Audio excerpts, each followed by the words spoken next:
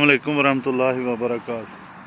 सदा हुसैन जनाब D ground Faisalabad तो सुबह सुबह ना कुछ दोस्त गल कर रहे थे कि हुकूमत बहुत काम कर रही है। मेरी दुआ है कि अल्लाह पाक हुकूमत वक़्त नूं मज़ीद तौफीक देवे, मज़ीद अच्छे अच्छे और तरक्याती काम करे। लेकिन मैं उन्हां दी तवज्जो जिहड़ी हैगी ना एक जिहड़ा बुनियादी मसला उहदी तरफ करवाना चाह रहा कि साडे एक इंसान दियां बुनियादी ज़रूरतां जिहड़ियां हैगियां ना, खाण नूं उहनूं मिल जावे, रहण नूं मकान मिल जावे, तन टप्पण नूं कपड़ा मिल जावे और अच्छा रोज़गार मिल जावे, और उहदी जिहड़ी नस्ल है बच्चे ने उन्हां नूं अच्छी तालीम मिल जावे। ठीक है ना, यह साडे एक इंसान दे बुनियादी मसाइल ने।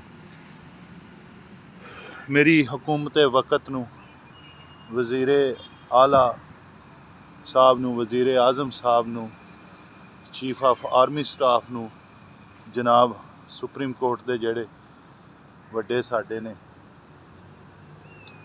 उन्हां नूं एक गुजारिश है कि जदों खालस और जिहड़ी मिलावट तो पाक असी ग़िज़ा खावांगे ना तो असी बीमार ही नहीं होवांगे, घट बीमार होवांगे। चलो इदां कह लैने आ। जिहड़ी बीमार इस टाइम लोग बहुत ज़्यादा हो रहे ने वो कम होणगे अच्छी खुराक जदों मिलेगी।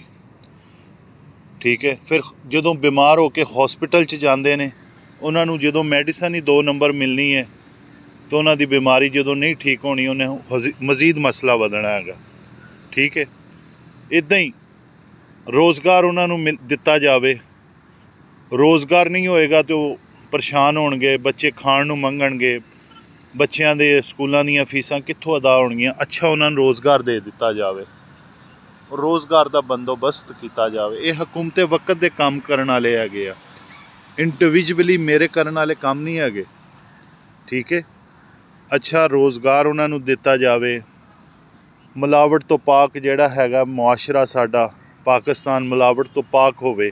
ठीक है ना, और उस तो अलावा जिहड़े बच्चे ने साडे तालीम हासिल कर रहे, साडे सरकारी अदारे जिहड़े हैगे उन्हां च अच्छी तालीम दिती जा रही है, ये कोई शक नहीं, नो डाउट।